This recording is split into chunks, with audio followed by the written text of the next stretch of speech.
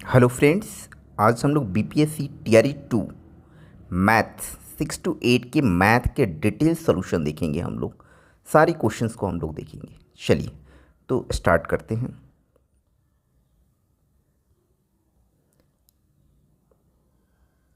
First question है, एक दुकान में 2 पेंसिल और 3 रबर की कीमत 9 रुपया तथा 4 पेंसिल और 6 रबर की कीमत 18 रुपया है, तो प्रत्येक पेंसिल और प्रत्येक रबर की कीमत क्या होगी।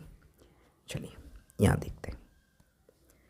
इस क्वेश्चन में बोल रहा है 2 pencil, 2 pencil plus 3 rubber, RCD note करते हैं। इसकी कीमत कितनी है? 9 रुपये है। और साथ में बोल रहा है कि 4 पेंसिल और 6 रबर, 6 रबर की कीमत कितनी है? 18 रुपीज। अब इस क्वेश्चन को ध्यान से आप देखेंगे तो यहाँ देखिए कि इस क्वेश्चन में हो क्या रहा है। इस क्वेश्चन में ये हो रहा है कि 2 rubber plus 2 pencil plus 3 rubber की कीमत 9 रुपये है। अब इसी को उसने डबल कर दिया, यानी कि 4 पेंसिल और 6 रबर की कीमत 18 रुपये। तो दो इक्वेशन नहीं है, सिर्फ एक ही इक्वेशन से इसने दूसरा इक्वेशन। जबकि हम लोगों ने देखा है कि अगर आपके पास 2 अननोन हो और 2 इक्वेशन हो तभी आप उसकी वैल्यू को फाइंड आउट कर सकते हैं।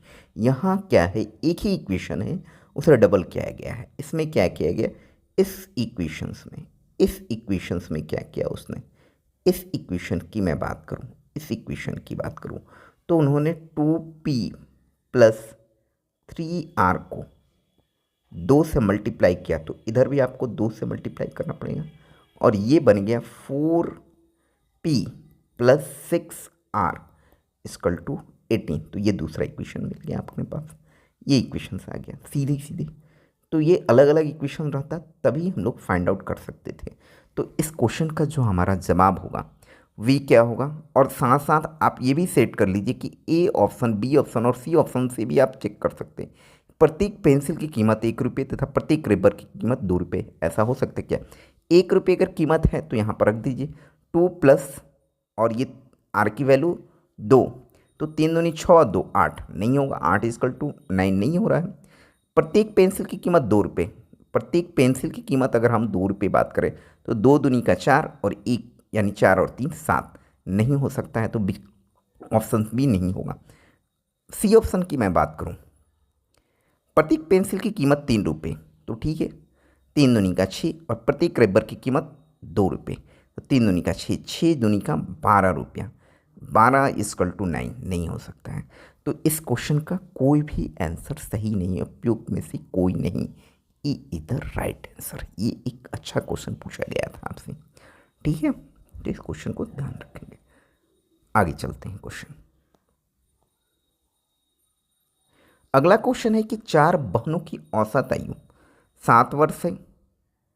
यदि हम इसमें माँ की आयु को जोड़ दें तो औसत आयु 6 वर्ष बढ़ जाती है। माँ की आयु क्या होगा? माँ की आयु क्या होगा? तो चलिए इस तरह के क्वेश्चन सॉल्व करने के लिए क्या करेंगे, मान लेते हैं कि बहनों की आयु जो है x1 जो पहली बहन की आयु, x2 दूसरी बहन की आयु और x3 तीसरी बहन की आयु और x4 चौथी बहन की आयु। तो इनके एवरेज कैसे निकलेंगे? चारों को आप ऐड कर दीजिए और 4 से डिवाइड कर दीजिए तो ये एवरेज निकल जाएगा। और ये कितना दे रखा है आपको?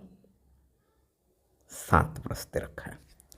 तो यहाँ से हमने देखा, ये आप यहाँ से निकाल लीजिए x1 plus x2 plus x3 plus x4, तो ये हो जाएगा 7 × 4, 7 × 4 यहाँ से। तो ये मिल जाएगा आपको x1 plus x2 plus x3 plus x4 equal to 28।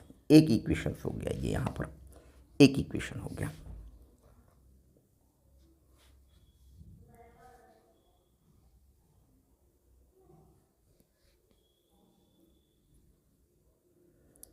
इसको आप रहने दीजिए यहाँ पर। आगे आइए, फिर ये क्या कह रहा है इस क्वेश्चन में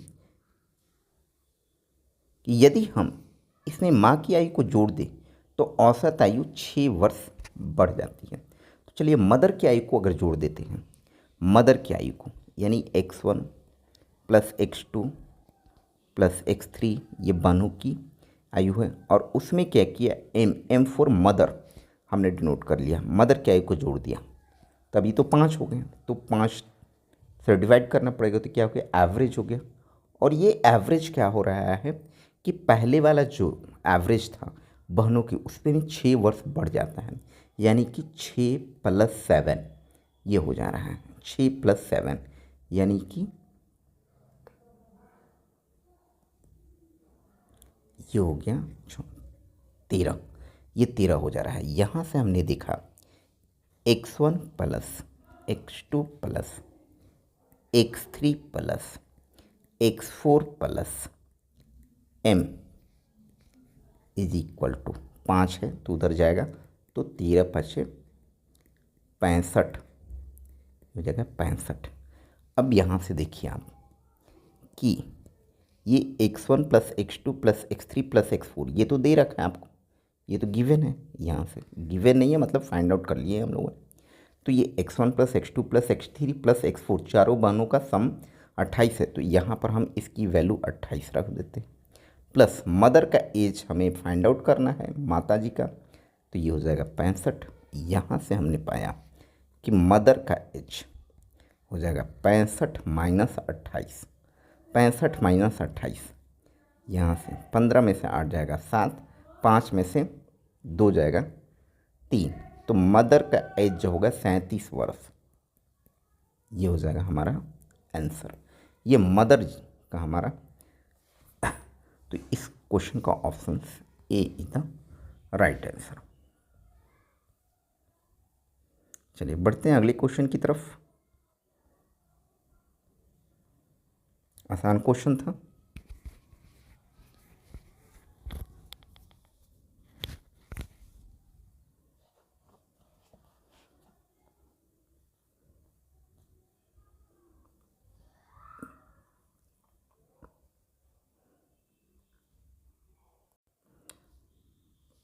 अगला क्वेश्चन है कि 1 और 50, 1 और 50 के बीच कितनी अभाज्य संख्याएं आती है। चलिए 1 से लेके 50 के बीच कितनी अभाज्य संख्याएं आती है। अभाज्य संख्या क्या होता है, जो 1 और स्वयं से कटती हो, तो ठीक है, और पॉजिटिव, तो 1 से लेके 50 तक का, तो सबसे छोटी अभाज्य संख्या क्या होगी, 2, उसके बाद 3, उसके बाद 5, 7, 9 होगा नहीं, 11, 13, 14, 15, 17, 19, 20, 21, 22, 23, 24, 25, 26, 27, 28, 29, 30, 31, 33, 34, 35, 36, 37, 38, 39 नहीं होगा, 41 होगा अगला, 41 के बाद अगला 43, 43 के अगला बाद 47 होगा अगला, 48, 49, 50 नहीं होगा। तो यहाँ से काउंटिंग करते हैं कितनी मिली भाज्य संख्या, 1, 2, 3, 4, 5, 6, 7, 8, 9, 10, 11, 12, 13, 14, 15 अभाज्य संख्याएं होंगी 1 से लेके 50 तक। इसको आप रिटर्न ट्रायल से आप लिख करके काउंट कर करके बना सकते हैं, आसान सा क्वेश्चन है। यहाँ आते हैं रूट दिस, इसकी मान क्या होगी।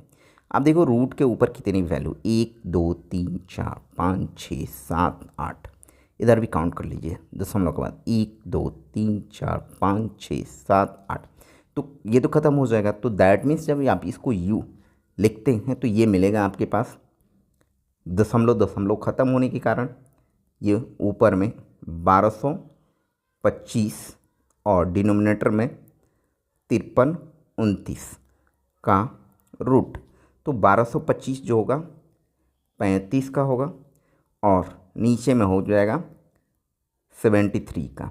तो आप ये देखिए किस में हो रहा है, ये आसान सा क्वेश्चन सिर्फ ऑप्शन ए में है, तो ए इज द राइट आंसर।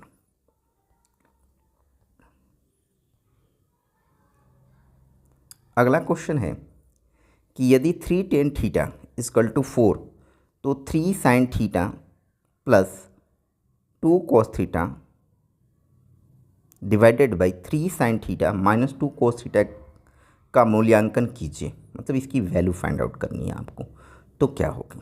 चलिए ठीक है, यहाँ से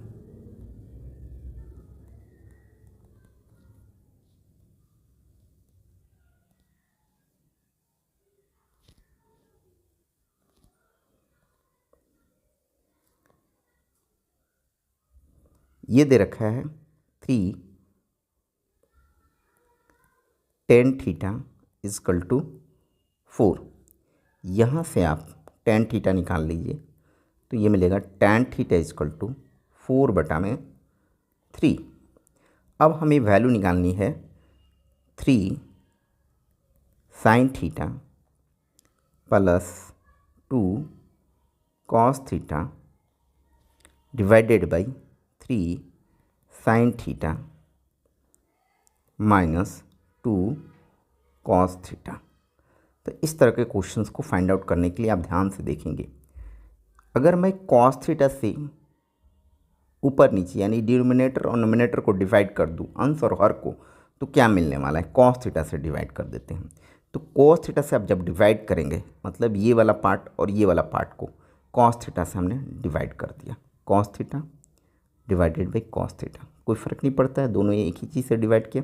अब ये क्या होगा कि इससे cos थीटा से डिवाइड करने पर ये मिल जाएगा आपको 3 sin थीटा बटा में cos theta plus 2 cos theta बटा में cos थीटा। यहाँ फिर नीचे वाला में भी देखें 3 sin थीटा बटा में cos थीटा और माइनस 2 cos थीटा बटा में cos थीटा, ये होगा।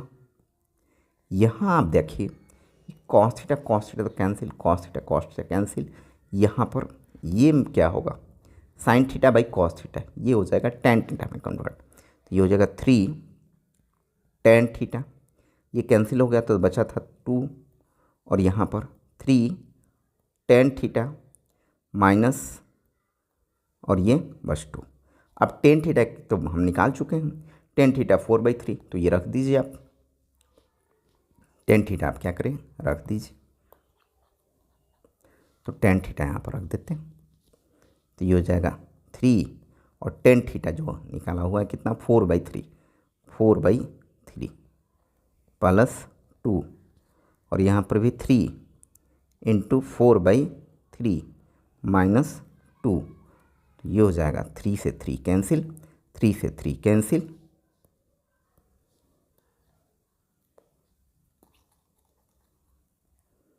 तो ये अपने पास आ जाएगा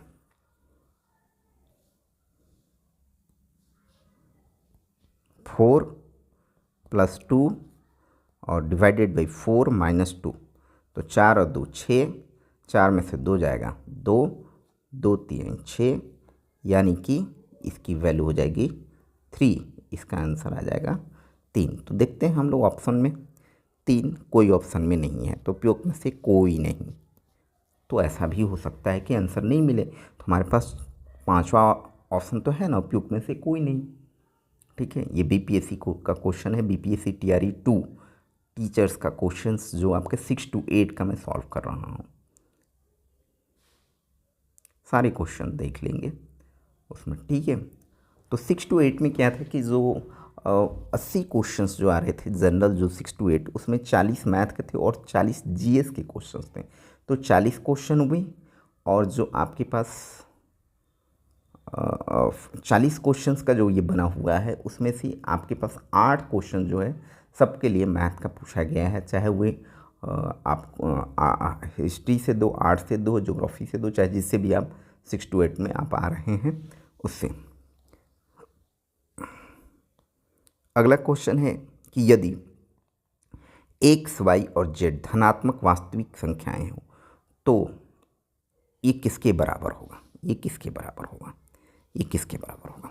तो चलिए यहाँ देखिए क्या है, ये हो रहा है 31, 25 X to the power 10 and Y to the power 5 and Z to the power 10 और रूट ऑफ 5 मतलब कि 1/5 है इसका पावर, ये मतलब यही होता है। चलिए अब देखिए कि ये 10 है तो ये 5 से तो 5 2 पावर आना चाहिए, इस पर 1 पावर आना चाहिए और इस पर, तो ये या सी ऑप्शन में ही है। फिर भी हम लोग देखते हैं तो 3125 को सबसे पहले हम ब्रेक करते हैं। 3125 को 5 से हम ब्रेक करते हैं तो ये कितना हो जाएगा हमारे पास, 6 5 30, फिर 25 5 125, फिर 5 से ये कितना हो जाएगा 125, फिर 5 से ये हो जाएगा 25, फिर 5 से ये 5 से, तो 1 2 3 4 5, तो ये जो चीज़ें हैं 3125 इसको आप लिख सकते हैं 5 to the power 5 और x to the power 10 and y to the power 5 and z to the power 10 का पावर 1/5। अब इसको जब सॉल्व करेंगे आप तो ये 5 से 5 कैंसिल, तो ये बचेगा सिर्फ कितना 5 और ये 10 डिवाइडेड बाई 5 यानी कि x to the power 2 होगा एंड y 5 5 कैंसिल हो जाएगा and z to the power 2, तो ये हमारा आंसर होगा। और हम लोग देख लेते हैं कि किस ऑप्शन में ये मिल रहा है, तो ये पहला ही ऑप्शन सही है।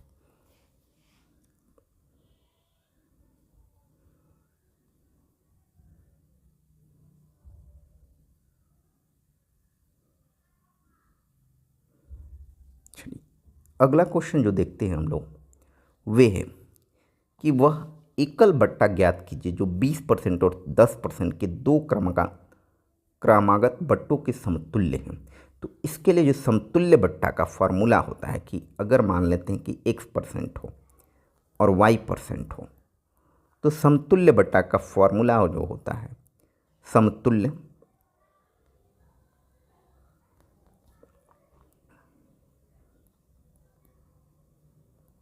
बटा वे होता है x plus Y minus XY by 100, ये हमारा फॉर्मूला होता है।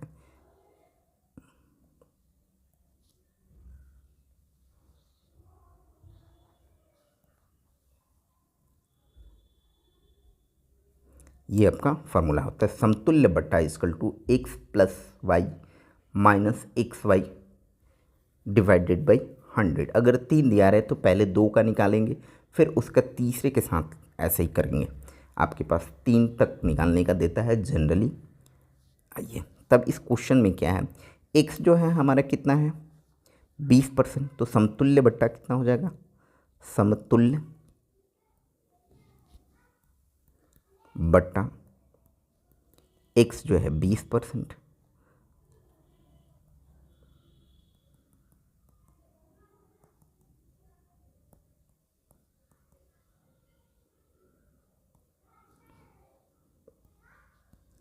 समतुल्य बटा, तो x 20 और y 10%, यहाँ पर 20 गुने 10 बटा में 100, एक शून्य से एक शून्य, दूसरे शून्य को दूसरे शून्य से कट कर लिया, तो ये हो जाएगा 20 प्लस 10 माइनस 2, तो 20 और 10 30 माइनस 2 यानी कि 28% हमारा समतुल्य बटा आएगा। ये बड़ा ही सिंपल क्वेश्चन था, तो ये हो जाएगा हमारा option C is the right answer.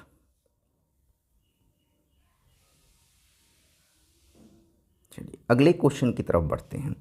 एक निश्चित प्रयोग में जीवाणुओं की संख्या 2.5% प्रति घंटे की दर से बढ़ रही है।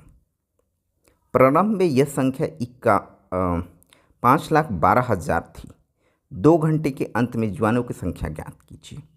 तो जिस तरह से हम लोग कंपाउंड इंटरेस्ट के क्वेश्चंस को बनाते हैं उसी तरह से इसे आपको बनाना है। इस तरह के क्वेश्चंस में वे फार्मूला हम लोग यूज़ करते हैं।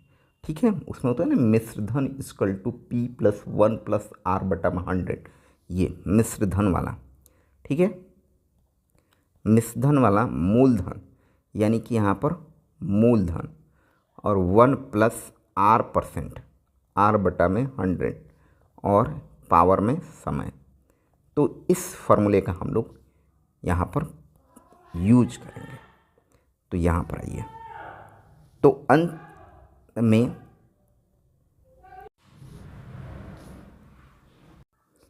चलिए, तो अंत में जीवाणुओं की संख्या क्या होगी? तो अंत में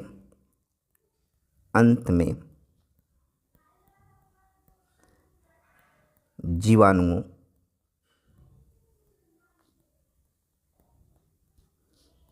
की संख्या ये निकालने के लिए शुरू में जो जीवाणुओं की संख्या है उसको रखिए, ये 5,12,000 1 प्लस किस दर से 2.5, समय कितना है 2 घंटे, तो यहाँ पर 2 पावर चढ़ा दीजिए। तो यहाँ हो जाएगा 5,12,000 और ये दशमलव को ख़त्म करते हैं तो 1 + 25/में 10 का पावर 2, एक शून्य बढ़ जाएगा, नीचे आ जाएगा 10 से। तो यहाँ से आप देखिए 25 चौका 100, 25 चौका 100 शून्य, तो यहाँ हो जाएगा 51, 10, 40 और 1 41 एक बार में ना, तो ये हो जाएगा 41/40, 41/40। यहाँ से हमने देखा एक शून्य से एक शून्य गया, दूसरा शून्य से दूसरा शून्य गया, 4 से करते हैं, 4 एक बार में, 4 एक बार में, फिर यहाँ पर 4 दूनी का 8 और 3 होगा, 8 चौका 32, ये ठीक है। फिर यहाँ से 4 3 12 और 4 दूनी का 8, 320, तो ये हो गया 320 गुने 41 गुने 41।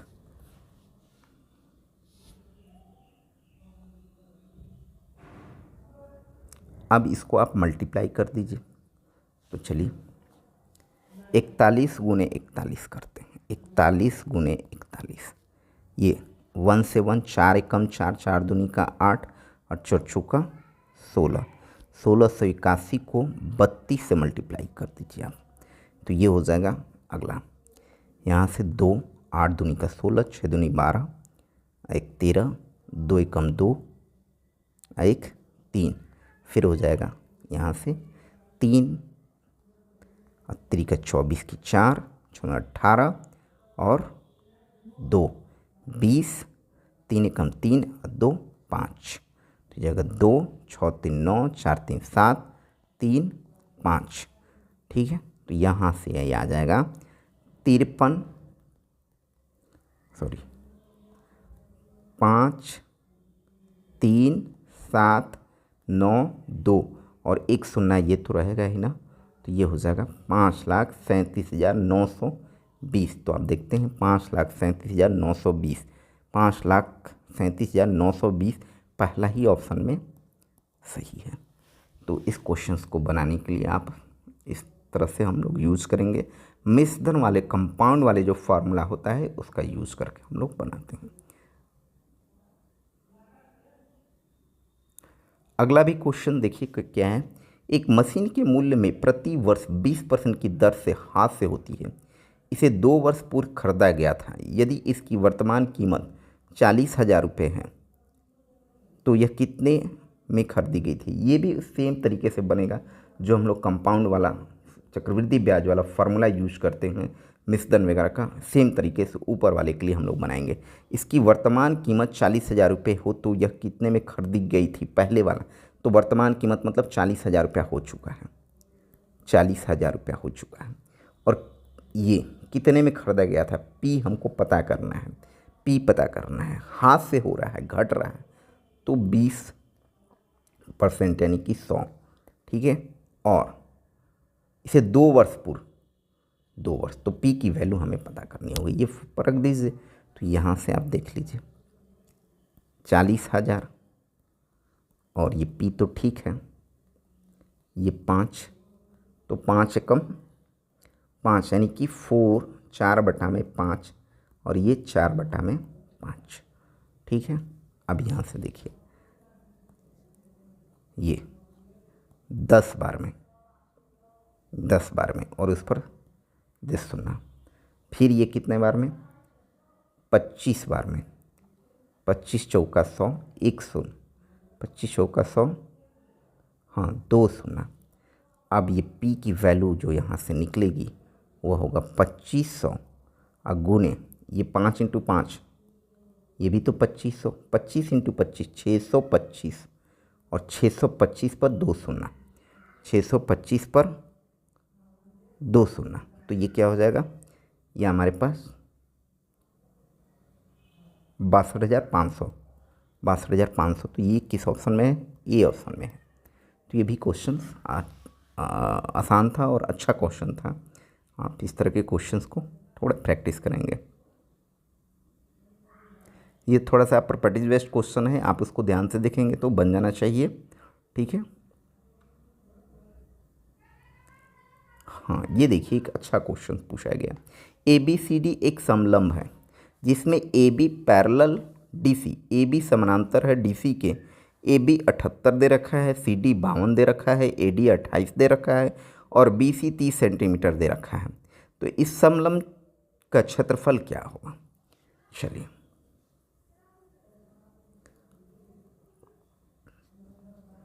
इसमें क्या है,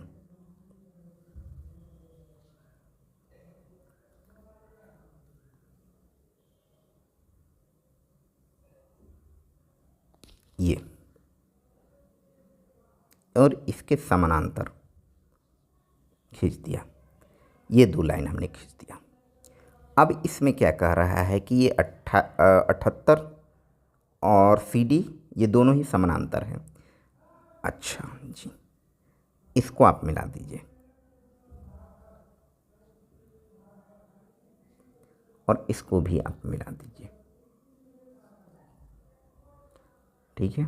अब आते हैं, ये हो गया AB, ये हो गया CD।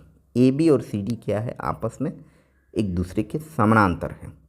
तो AB जो है वे है 78 और CD कितना है, 52 है, CD है 52 और AD कितना है, 28 है, AD 28 है और BC कितना है, यह है 30 है। चलिए फिर इस तरह के क्वेश्चंस बनाने के लिए ये अच्छा क्वेश्चन है, एक बड़ा ही अच्छा क्वेश्चन दे रखा है। आप यहाँ से इस पर परपेंडिकुलर ड्रॉ कर दीजिए, ये तो समान ही होगा, परपेंडिकुलर जो होगा ये परपेंडिकुलर हमारा सेम ही होगा यहाँ से, ठीक है। ओके, अब ये देखिए कि ये 52 है और ये हमारे पास कितना दे रखा है, ये भी हाइट आप वैसा ही कर लीजिए, ये भी हाइट, तो ये भी तो सेम ही हाइट होगा ना, ये भी सेम ही हाइट होगा, सेम ही हाइट होगा ये, यानी कि अगर हम बात करें तो ये अगर h है तो ये भी h होगा, ठीक है। तो अगर मैं इस बात करूं कि ये चतुर्भुज का समानांतर भुजा तो दे रखा है, अगर हाइट मुझे मालूम हो जाए तो इस क्वेश्चन का हम आंसर फाइंड आउट कर सकते हैं। अगर मुझे ये हाइट पता चल जाए तो इसका हम लोग पता कर सकते हैं। इसमें कंस्ट्रक्शन क्या करना है आपको, ये जो BC दे रखा है उसी के समानांतर यहाँ खींच दीजिए आप, ये ठीक है।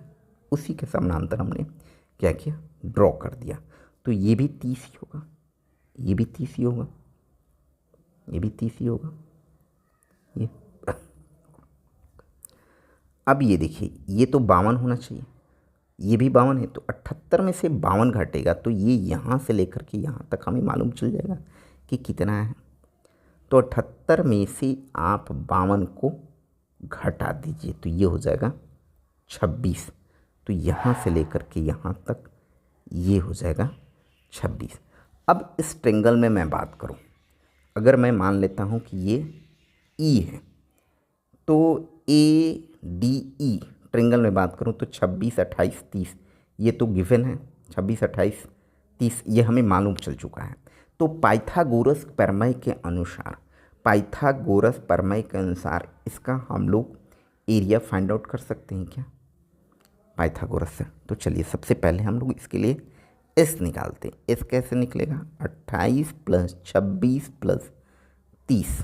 पाइथागोरस बोल रहे हैं hero formula, hero formula, hero formula के लिए हमें सबसे पहले एस निकालना होगा /2। अब यहाँ से हो गया, ये कितना हो जाएगा, 6 8 6 14 की 4 और 3 2 5 और 2 3 2 5 2 7 और 1 8 84/2। तो ये 4 और 2 42 हो जाएगा। ठीक है, 42 हो गया। अब एरिया जो होगा त्रिभुज का वे कितना हो जाएगा, एरिया त्रिभुज का, त्रिभुज का एरिया हीरो फार्मूला से निकालने का फार्मूला जो होता है वो होता है एस -a s - b और s - c का रूट। ठीक, तो यहाँ से हम लोग इस फार्मूले के अनुसार, तो ये हो गया 42 -a मतलब कोई भी एक को घटा दीजिए। तो 42 में से 28 को घटाते हैं तो ये हो जाएगा × 14। 42 में से 28 को घटाएं, ये वाला पहले, तो ये हो जाएगा 14। ठीक है,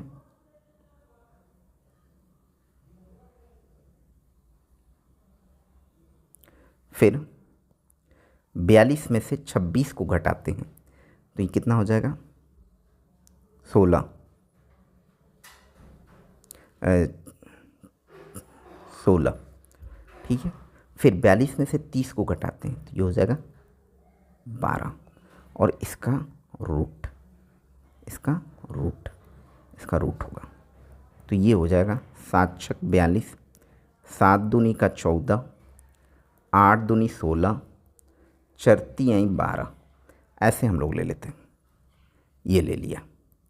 अब पेयर लगाते हैं तो ये 7 का पेयर नहीं लगा तो 7 होगा। 6 6 का पेयर लगेगा क्या, 6 6 का पेयर लगेगा, बिल्कुल लगेगा। 6 यहाँ है, 2 और यहाँ से आप 3 ले लीजिए तो ये भी 6 का पेयर लग गया। अब फिर कितना हो जाएगा, फिर यहाँ से आप देखिए ये 8 दूनी 16, 16 चौका 64 तो इसका 8 हो जाएगा। तो यहाँ से आप देखें ये हमारा एरिया हो जाएगा। इसको आप ऐसे ही छोड़ दीजिए क्वेश्चंस को बनाने के लिए।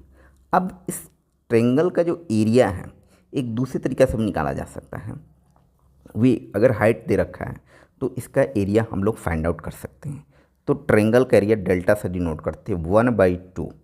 हाइट दे रखा है h और बेस है 26, बेस है 26। ये किसके बराबर होना चाहिए, ये जो हमने फाइंड आउट किया इसके बराबर होना चाहिए। तो यहाँ से h की वैल्यू आप निकाल सकते हैं, ये हो जाएगा 13 बार में। तो h की वैल्यू 7 × 6 × 8 अब बटा में 13।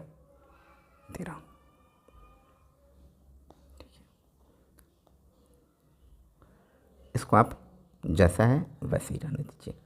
अब हम लोग इसकी फाइंड आउट कर सकते हैं। अब इसकी हम लोग फाइंड आउट कर सकते हैं, क्या फाइंड आउट कर सकते हैं अब इस चतुर्भुज का हम लोग एरिया फाइंड आउट कर सकते हैं। हाइट पता चल चुका है तो चतुर्भुज का एरिया जो होगा 1/2 समानांतर भुजाओं का योग। तो समानांतर भुजा कौन कौन सी है, 78 + 52, 78 + 52, 78 + 52 और हाइट तो ये निकल चुकी है 7 गुने 6 गुने 8 बटा में 13। अब निकाल लेते हैं 1/2 78 और 8 2 10 7 5 12 1 13 130 हो जाएगा।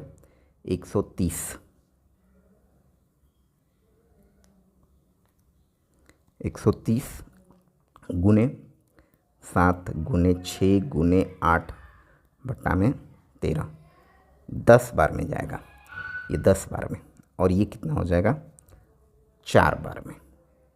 ठीक है, तो ये आपके पास आ जाएगा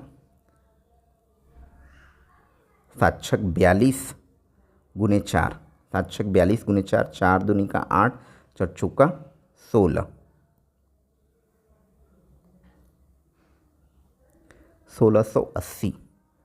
1680 बी ऑप्शन सही है।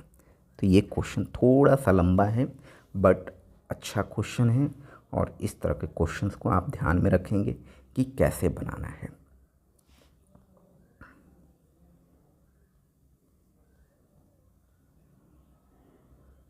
चलिए बढ़ते हैं अगले क्वेश्चन की तरफ।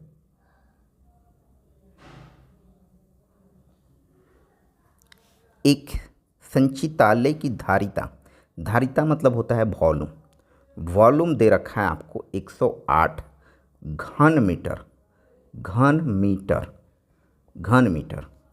इसमें 60 लीटर प्रति मिनट की दर से पानी उड़ जाता है। तो संचिता को भरने में कितना घंटा लगेगा? समय की बात करें हम लोग तो समय को आप क्या करें, वॉल्यूम मतलब 108 किससे डिवाइड कीजिए 60 लीटर से, तो ये इससे डिवाइड अगर कर देते हैं, बट इसमें एक समस्या है, घन है, तो इसको आप 1000 करना पड़ेगा। ठीक है, 1000 और 60 लीटर प्रति मिनट, तो ये मिनट ही में ही आंसर आएगा। तो हमें संचिता में भरने में कितना घंटा लगेगा, घंटे में समय, तो 60 से फिर से हमने डिवाइड करना पड़ेगा। ठीक है, 108 घन है तो 1000 और डिवाइडेड बाई 60 प्रति मिनट, देखिए प्रति मिनट लिखा हुआ है, तो 60 तो ऊपर, फिर 60 से डिवाइड करोगे तो आप घंटे में कन्वर्ट हो जाएगा।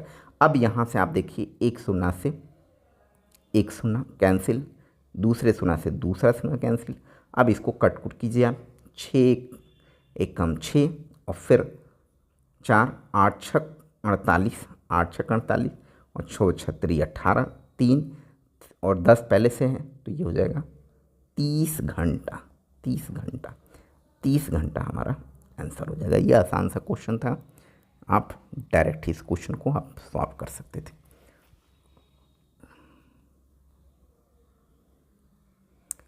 अगला क्वेश्चन है कि यदि किसी घनाभ की प्रत्येक भुजा दुगनी कर दी जाए तो इसके सतह का क्षेत्रफल क्या होगा? सतह का, तो इसकी सतह का क्षेत्रफल, तो देखिए सतही क्षेत्रफल जो होता है डिपेंड करता है उसके लंबाई इंटू चौड़ाई इंटू ऊंचाई की फॉर्मेट में करेगा या जो भी है।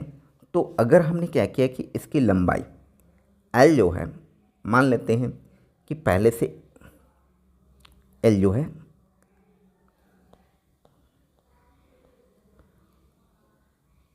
पहले का एल था, दूसरा था बी था, ऊंचाई एच था। ठीक है, तो अगर सतही क्षेत्रफल की बात करो या पृष्ठ क्षेत्रफल की बात करें तो लंबाई इंटू चौड़ाई के फॉर्मेट में जब होगा हमारे पास, तो क्षेत्रफल जो होगा क्षेत्रफल v क्या होगा 2 लंबाई इंटू चौड़ाई प्लस चौड़ाई इंटू ऊंचाई प्लस ऊंचाई इंटू लंबाई, ये होता है डबल लगा करके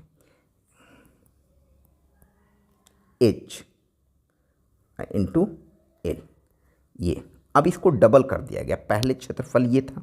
ठीक है, तो क्षेत्रफल, ये जो क्षेत्रफल था मान लिया कि ये पहले जो क्षेत्रफल था वो हमने मान लिया कि a माना। ठीक है, माना।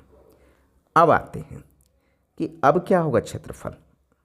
ठीक है, न्यू क्षेत्रफल, तो मान लेते हैं कि a डैश, तो ये कैसे निकलेगा 2। अब ये डबल हो गया यानी कि 2l, लंबाई भी उसका डबल, फिर ये चौड़ाई भी डबल, ऊंचाई भी double, plus 2h into 2l। अब ये ध्यान से देखें तो ए डैश जो होगा हमारे पास, ये 2 और ये 2 दूनी 4, 2 दूनी 4 आपस, और ये हो जाएगा लेंथ इंटू ब्रेथ, लंबाई इंटू ऊंचाई, और ऊंचाई इंटू लंबाई।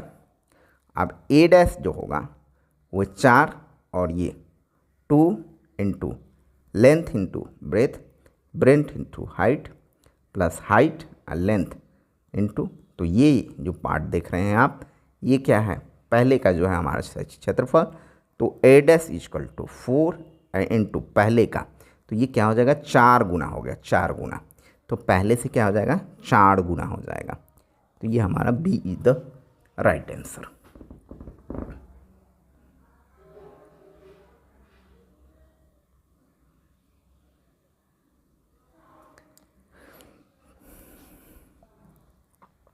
अगला क्वेश्चन है कि यदि 2 के power 3x minus 1 plus 10 plus भागा 7 इक्वल टू 6, तो x का मान क्या होगा। चलिए, ये दे रखा है 2 के पावर 3x माइनस 1 अब प्लस 10, ठीक है, प्लस 10 भागा 7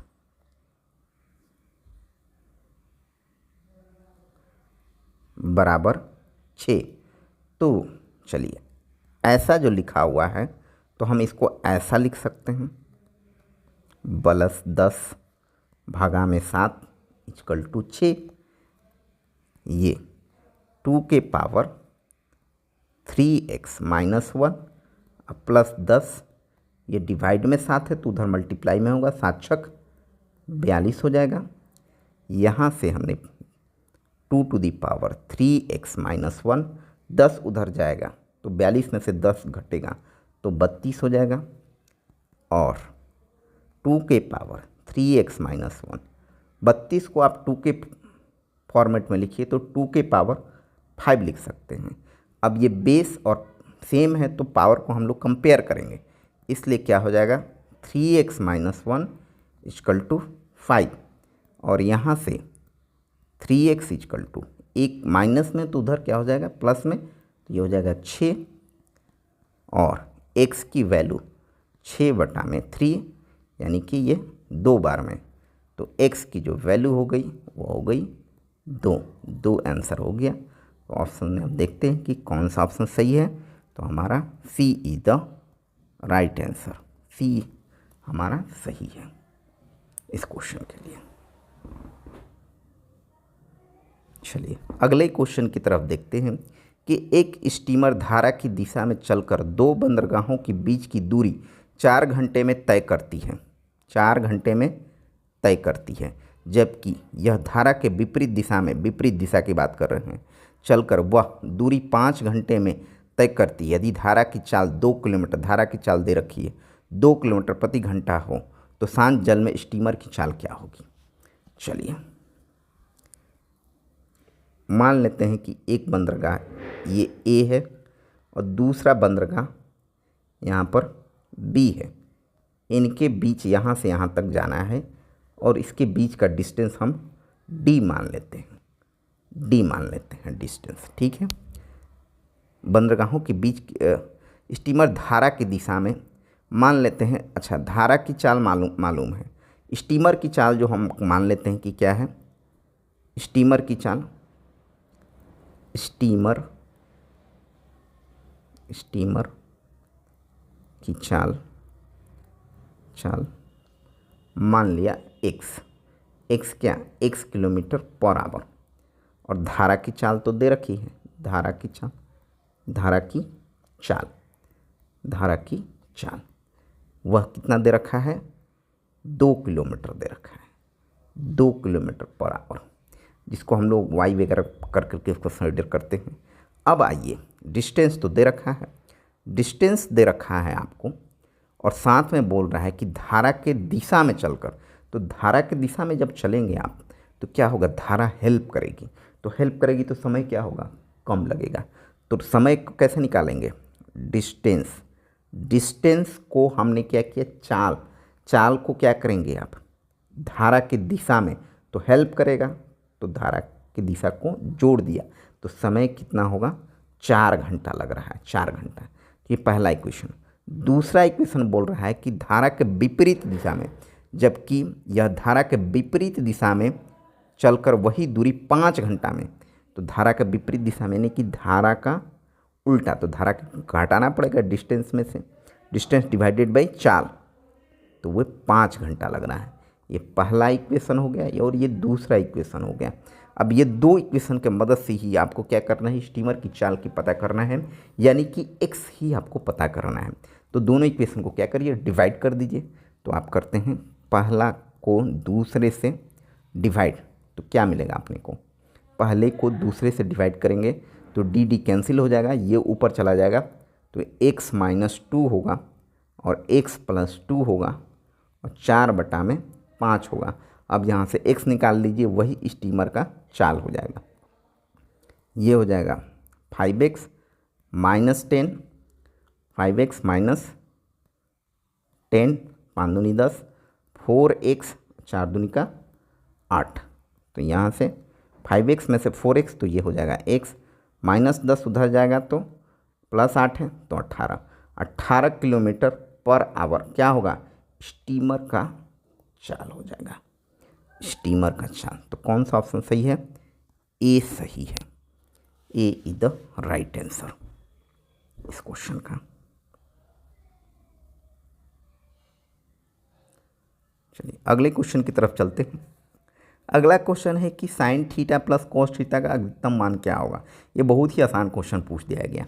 देखिए इसके लिए कैसे करेंगे, सबसे पहले नोट, इसके लिए फार्मूला, अगर मैं पूछूँ आपसे कि A sine theta plus B cos theta का मैक्सिमम या मिनिमम वैल्यू क्या होगा, तो इसका मैक्सिमम वैल्यू जो होगा, मैक्सिमम वैल्यू साइन थीटा का जो कोफिशिएंट है उसका स्क्वायर प्लस कॉस थीटा का जो कोफिशिएंट है उसका स्क्वायर का रूट, ये मैक्सिमम वैल्यू हो गया।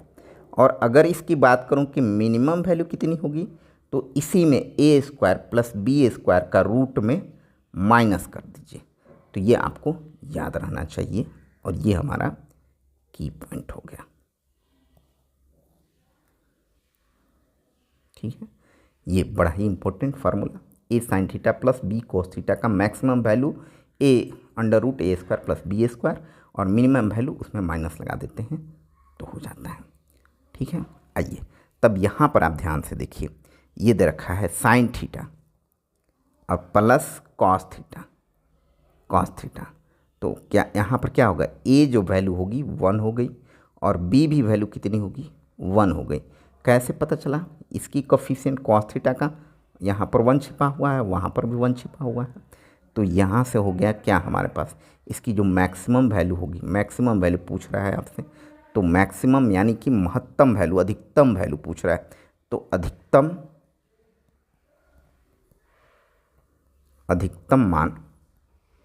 मान किसका, इसका अधिकतम मान, तो ये हो जाएगा ए यानी कि 1 स्क्वायर, बी यानी कि 1 है 1 का स्क्वायर और रूट यानी कि 1 स्क्वायर मिल करके √2, तो √2 इसका आंसर हो जाएगा। तो देखते हैं, तो बी इसका सही आंसर है। अगला क्वेश्चन है कि x के किस मान के लिए बिंदु -2,6 और 4,8 से गुजरने वाली रेखा बिंदु 8,12 और x,24 से गुजरने वाली रेखा पर लंब होगी। ओ देखिए, ये सिंपल सा क्वेश्चन है कि हमारे पास एक रेखा, ये रेखा ले लेते हैं, ये रेखा, ठीक है, और एक दूसरा रेखा जो इस पर लंब होगा, ये यहाँ पर, तो मान लेते हैं कि ये जो है एक पॉइंट दे रखा है -2,6 और ये जो रेखा, यही रेखा की बात कर रहे हैं, पूरा ये -2,6 और दूसरा पॉइंट 4,8, ये पॉइंट कहीं भी हो सकता है इस रेखे पर, ऐसा कोई ज़रूरी नहीं। तो इस रेखे पर ठीक है। और दूसरा बोल रहा है कि ये रेखा इस पर लंब है, परपेंडिकुलर है, तो ये पॉइंट दे रखा है 8,12 कहीं भी हो सकता है, और इस पर पॉइंट है x,24। तो x की वैल्यू पता करनी है कि क्या होगी। ये लाइन है एक ऑलरेडी, फिर ये है। अब देखो इस लाइन का जो है हमारे पास जब लाइन दिया रहा है, 2 पॉइंट्स दिया रहा है, तो उसका हम स्लोप निकालेंगे और इसका भी हम लोग स्लोप निकालेंगे। दोनों स्लोप अगर हमारे पास निकालते हैं और वो दोनों आपस में लाइन परपेंडिकुलर है, इसका मतलब है कि उसका जो स्लोप है, ढाल जो है, उन दोनों का प्रोडक्ट जो होना चाहिए, गुणनफल होना चाहिए -1 के बराबर। तो चलिए सबसे पहले निकालते हैं। तो 2 पॉइंट्स के मदद से निकालने के लिए हमारे पास स्लोप जो होता है, ढाल निकालने का, वह फार्मूला आपको आना चाहिए। ठीक है। तो जैसे कि अगर हमारे पास ये लाइन दे रखा है, ये लाइन मान लेते हैं कि ये ए पॉइंट है और ये बी पॉइंट है।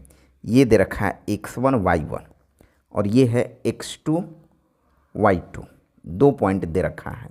ठीक है, 2 पॉइंट दे रखा है आपको।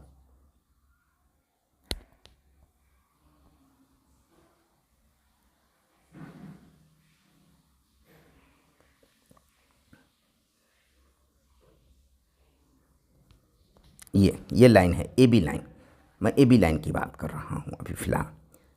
तो ए बी लाइन का जो स्लोप होगा, इसका जो स्लोप होगा, स्लोप जिसको ढाल बोलते हैं, ढाल, ढाल, ठीक है।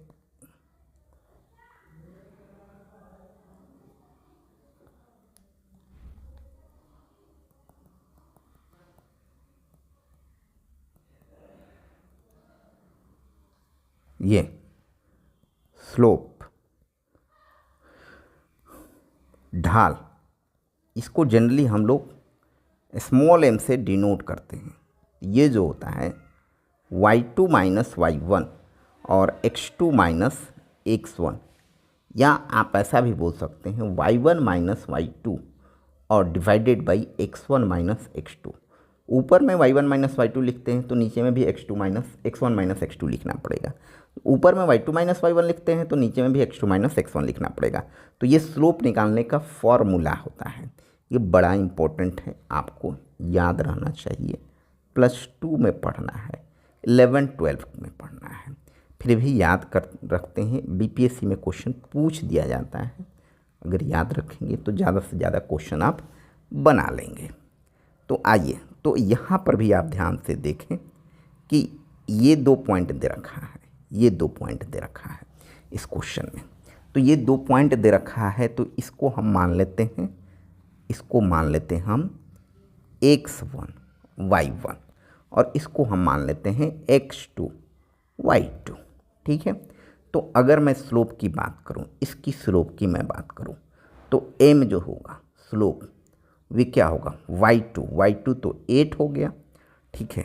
y1 ये हो गया -6 हो जाएगा। x2 हो गया 4 माइनस, और x1 कितना है -2, तो माइनस पहले से है तो माइनस माइनस मिल करके प्लस हो जाएगा। ध्यान से देखें। तो m जो होगा इसको मान लेते हैं m1। 8 में से 6 गया 2, 4 और 2 6, यानी कि ये 2 3 6, 1/3, ये m1 हो गया। उसी तरह से आप इसकी स्लोप आप m2 मान लेते हैं, कंसिडर कर लेते हैं m2। अब m2 निकालना है आपको, तो क्या करिएगा, m2 के लिए हम लोग क्या करेंगे यहीं पर देखते हैं। अब मैं मान लेता हूँ कुछ समय के लिए ये x1 है, ये y1 है। उसी तरह से x1 डैश और इसको y1 डैश कंसिडर कर लेते हैं। उसी तरह से ये x2 dash minus comma y2 dash ले लेते हैं। तो डैश वाले फॉर्मेट में आएगा, तो y2 डैश यानी कि 24 माइनस y1 डैश यानी कि 12, फिर x2 डैश यानी कि x, ये तो निकालना है, और माइनस x1 डैश -8।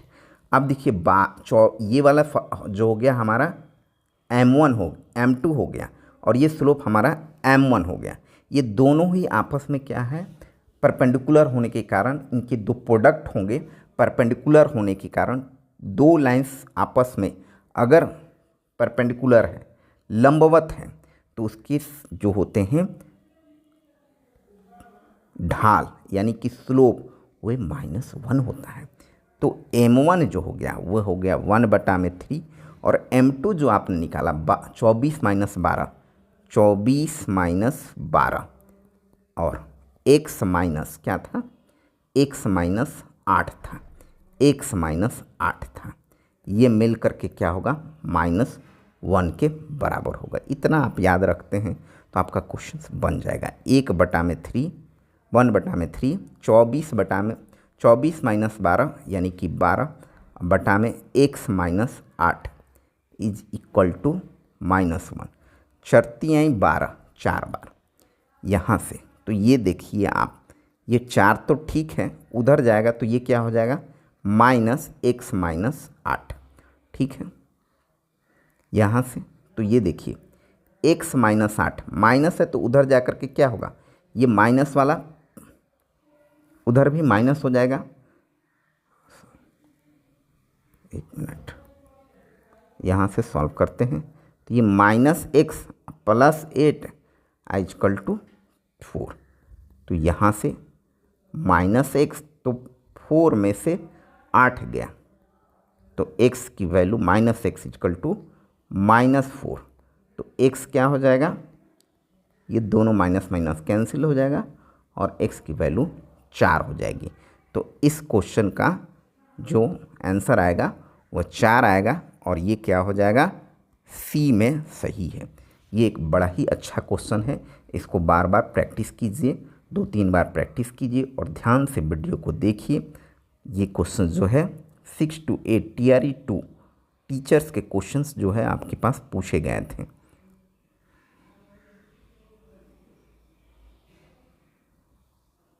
ठीक है, चलिए अगले क्वेश्चन की तरफ चलते हैं।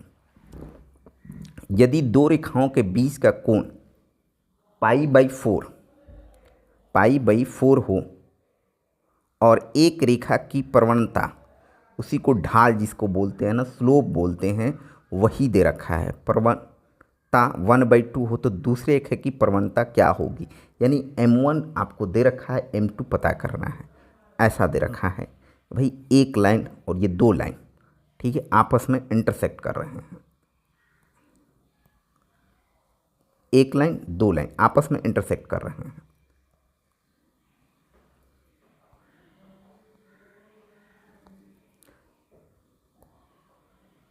ये लाइन और ये लाइन आपस में इंटरसेक्ट कर रहे हैं, तो इनके बीच जो एंगल बन रहा है ये बन रहा है π/4।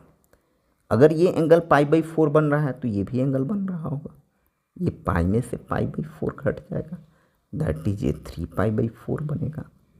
3π/4 एक एंगल, ये सामने वाला भी वही होगा π/4 और ये भी क्या होगा 3π/4। तो दो जब भी लाइन कट करेंगे दो एंगल बनेंगे, ठीक है।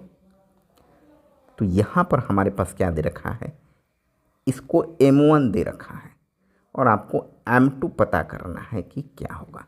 m1 कितना दे रखा है 1/2 दे रखा है और π/4 एंगल दे रखा है। तो दो लाइन के बीच का एंगल जो निकालते हैं, जब से दो लाइन कट कर रहा है आपस में, दो लाइन आपस में कट किया तो जैसे ये थीटा एंगल बना, तो ये tan थीटा जो निकलता है वो निकालने का फॉर्मूला होता है m1 - m2 divided by 1 + m1 × m2 का मोड। मोड इसलिए कि थीटा है तो इधर से भी निकलेगा, तो इसलिए आप मोड लगाए रखिए तो आपको पता चल जाएगा कि क्या हो रहा है। बस आपको इतनी सी बात याद रखनी चाहिए, इतनी सी बात आपको याद रखनी होगी, ठीक है। ये आपको डिटेल्स 11th क्लास में पढ़ना है कोऑर्डिनेट ज्योमेट्री में।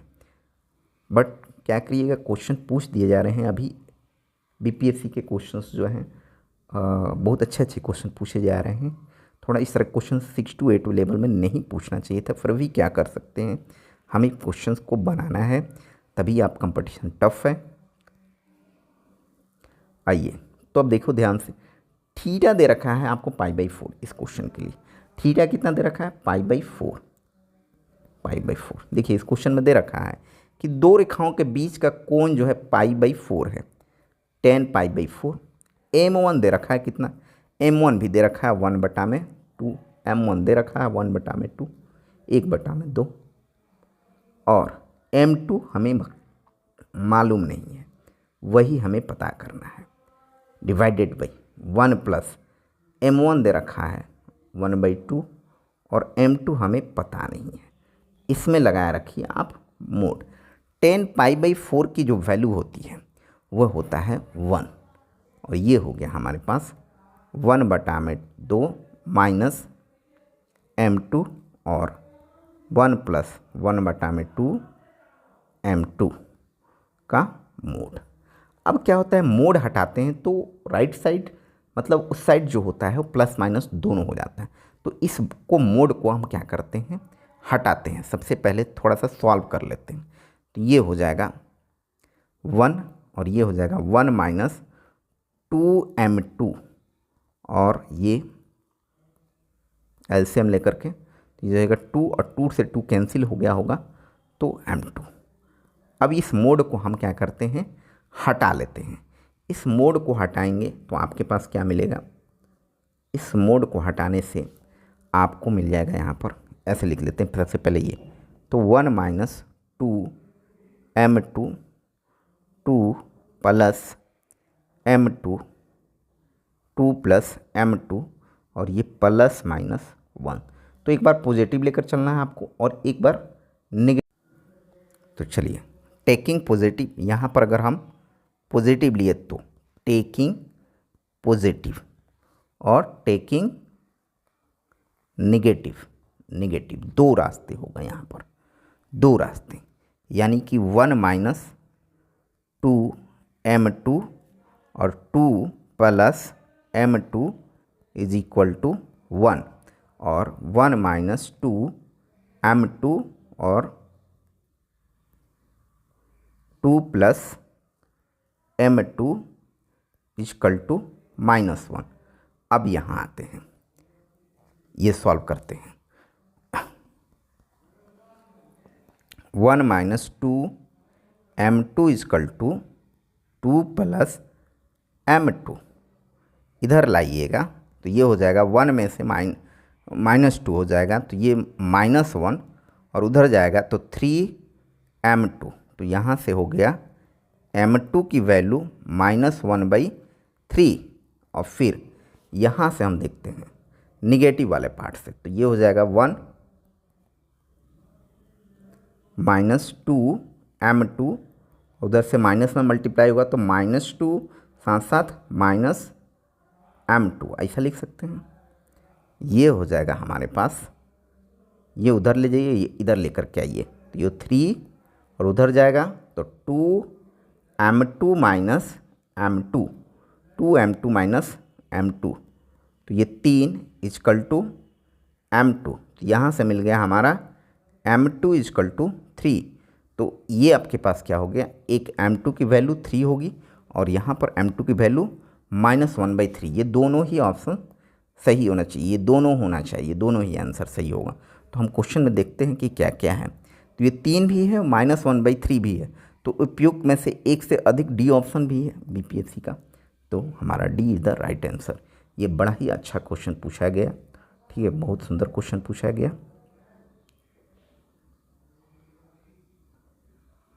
ये सारे क्वेश्चंस जो हैं बीपीएससी टीआरई 2 टीचर्स का क्वेश्चन 6 to 8 क्लास का क्वेश्चन हम सॉल्व कर रहे हैं आपका।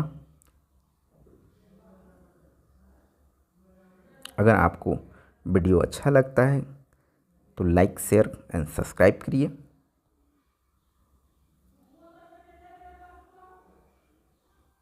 देखिए ये एक जो था ये आप ध्यान में रखेंगे, बड़ा ही अच्छा फार्मूला है जिससे हम लोग आसानी से मैक्सिमम मिनिमम वाला क्वेश्चंस को हम लोग सॉल्व कर सकते हैं, ठीक है। a sin theta plus b cos theta, तो आपसे पूछा है यहाँ पर एक क्वेश्चन के लिए sin theta plus cos theta, तो a की वैल्यू कितनी है 1 हो गई और b की वैल्यू भी 1 हो गई। वैल्यू रख दीजिए यहाँ पर a1 के स्क्वायर प्लस 1 का स्क्वायर का रूट, तो ये रूट, बड़ा आसान क्वेश्चन।